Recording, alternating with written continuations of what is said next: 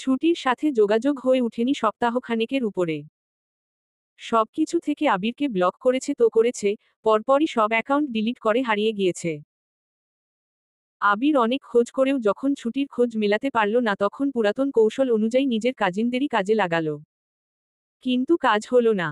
ছুটিরা নাকি বাসাতেও নেই। আবির বিস্মিত হয়। ছুটি এতটা জেদি হতে পারে? বিশেষ করে তার ক্ষেত্রে?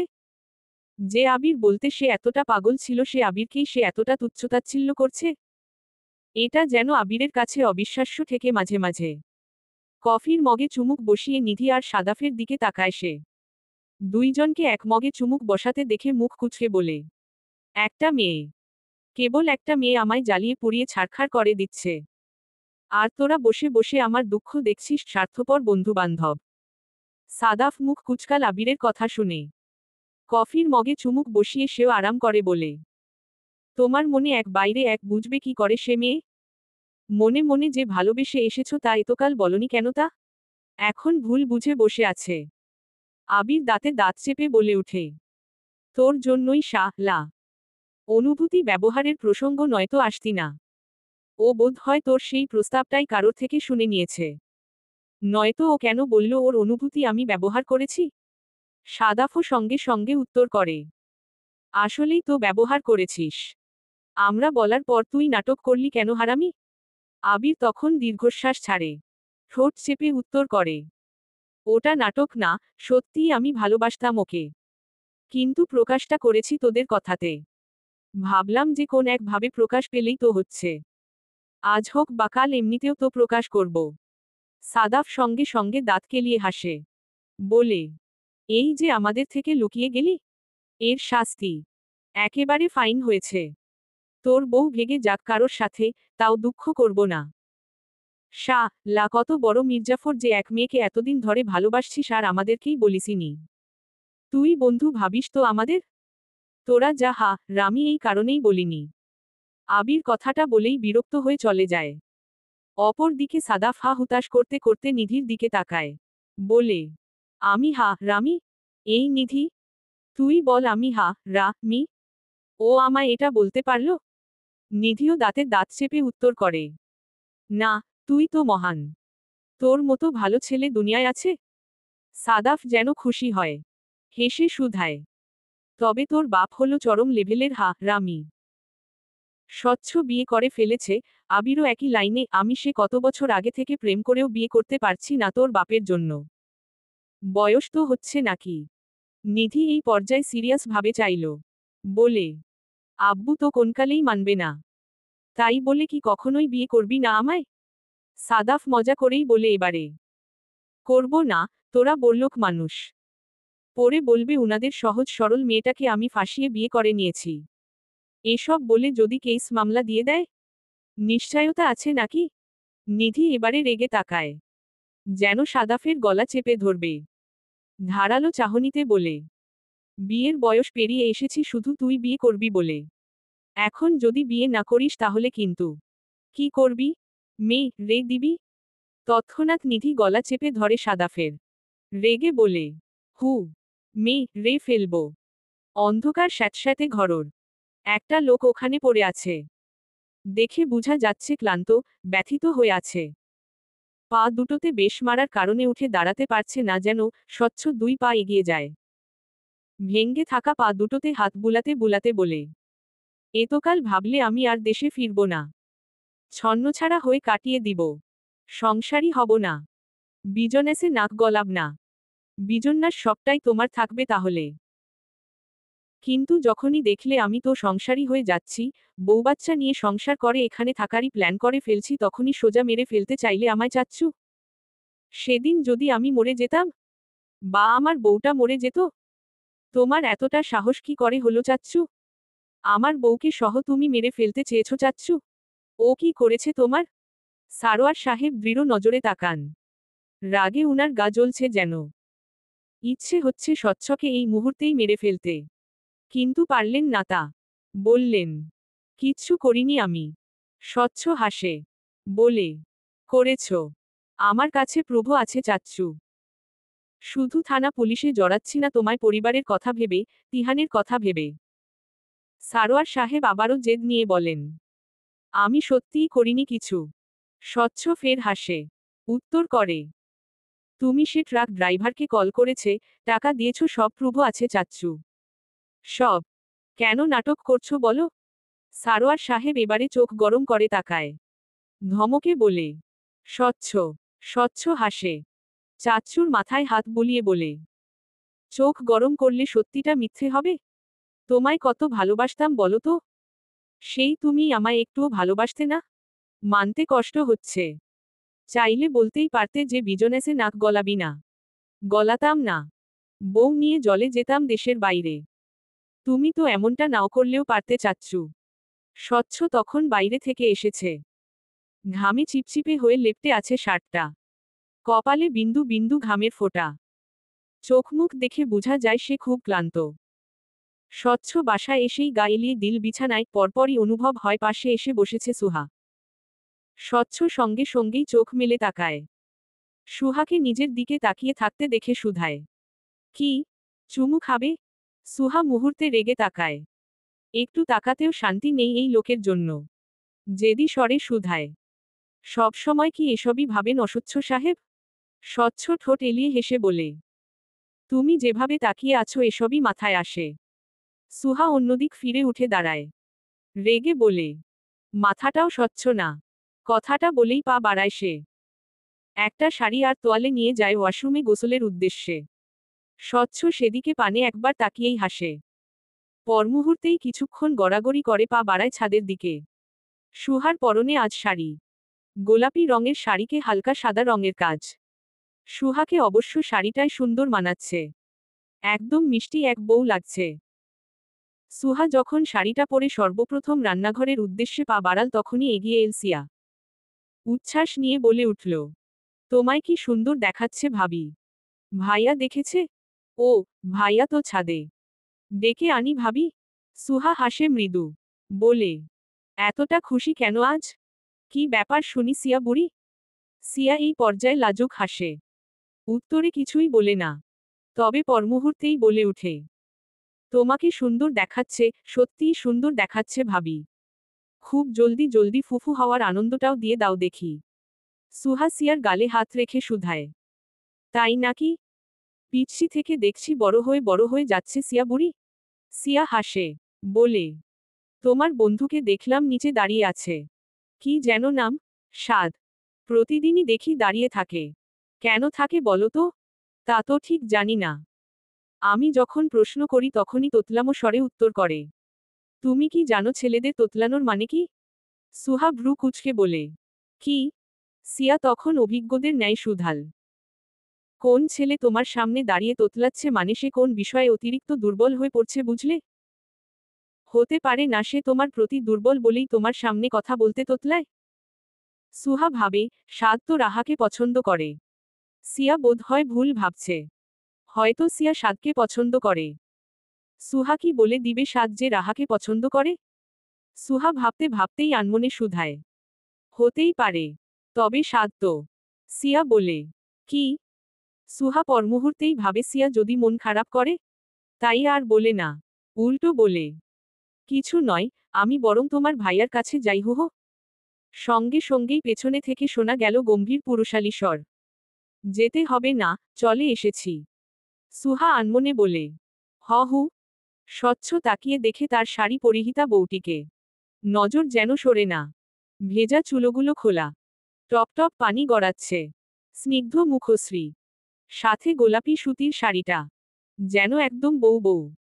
স্বচ্ছ ইচ্ছে হয় এগিয়ে গিয়ে আলতো করে জড়িয়ে ধরতে এই মেয়েটাকে।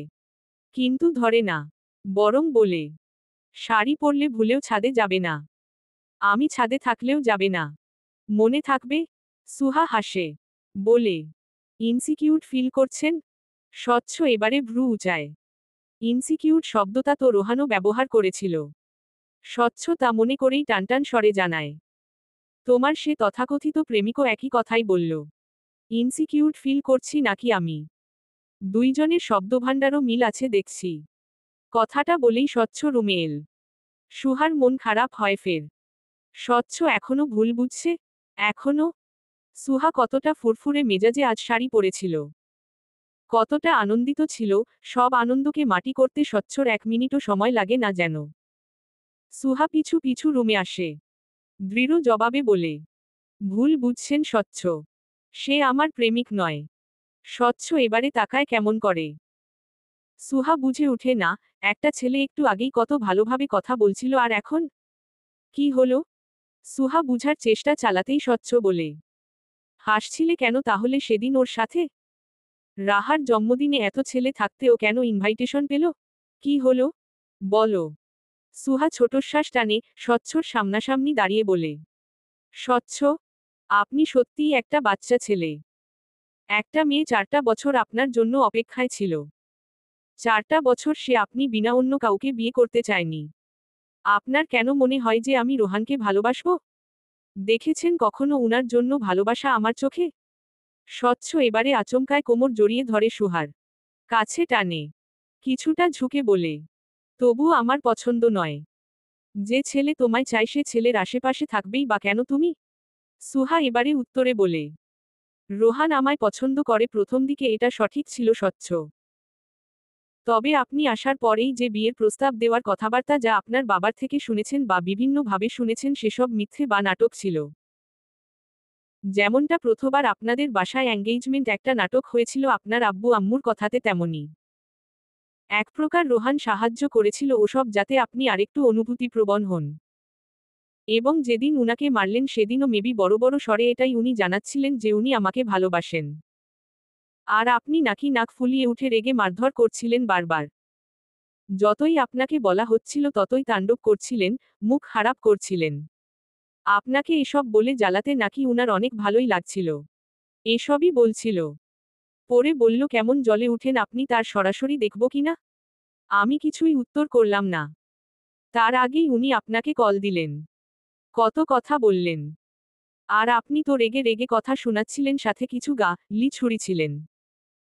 আমি আপনার সেসব কাণ্ডকারখানা শুনে হাসছিলাম। সত্যি বলতে হাসি চলে আসছিল। একটা ছেলে কতটা বাচ্চা হলে এমন বাচ্চামো দেখাতে পারে? কেউ বলছে আর আপনিও বিশ্বাস করে নিচ্ছেন। কতটা বোকা ভাবুন। প্রথমে সাদকে মারধর করলেন, পরে রোহানকে। এখন বলুন, হাসা কি অন্যায় হয়েছে সেদিন আমার? আপনাকে নিয়েই তো হাসলাম। স্বচ্ছ গোলে না তবুও। মুখ তখনও কঠিন। সুহাকে সেভাবে জড়িয়ে রেখেই বলে, ডিভোর্স লেটার যে পাঠালে? 4 বছর যাবৎ ভালোবাসলে ডিভোর্স লেটার পাঠানোর সাহস হলো কি করে? ওটা দাদাজান করেছে। দাদাজান ব্যতীত বাকি সবাই, আমি, সিও, আপনার আব্বু আম্মু, রাহা সবাই এই বিয়েটার পক্ষে ছিলাম স্বচ্ছ। মুখে যাই বলি। স্বচ্ছ এবারে ভ্রু উঁচিয়ে বলে, শুধু শুধুই জ্বালিছ? প্রাপ্য ছিল আপনার ওটা।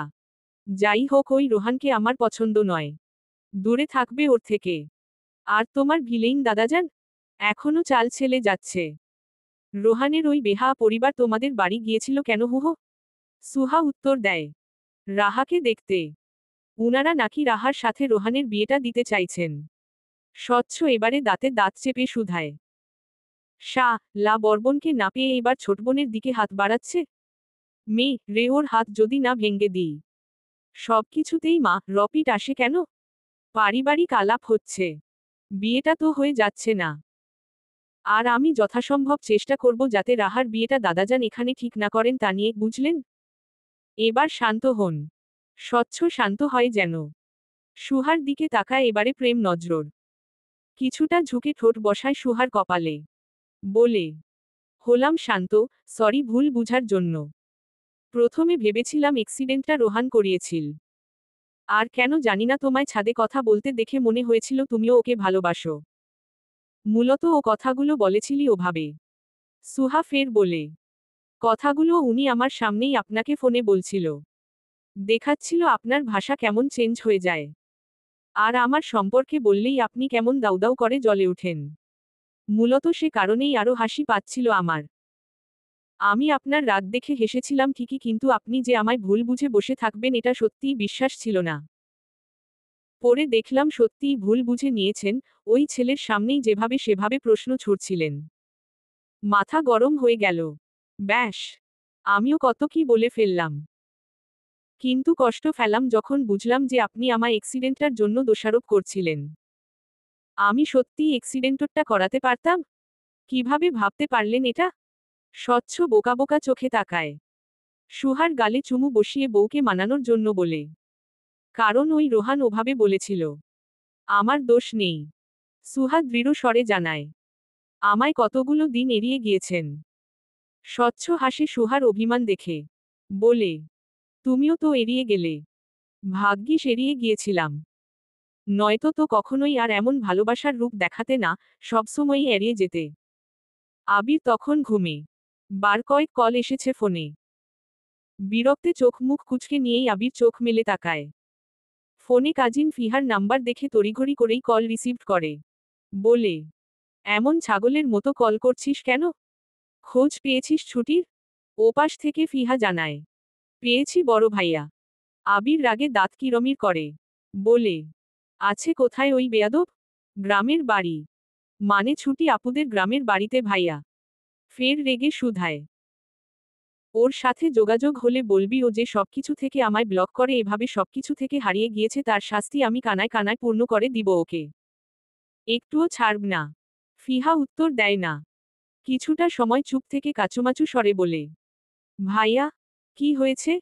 ফিহা বলে। ছুটি আপুর নাকি বিয়ে ঠিক হয়েছে। তাও উনার কোন এক কাজিনের সাথে। ছোটনের থেকেই শুনলাম। ছোটন ছুটির ছোট ভাই।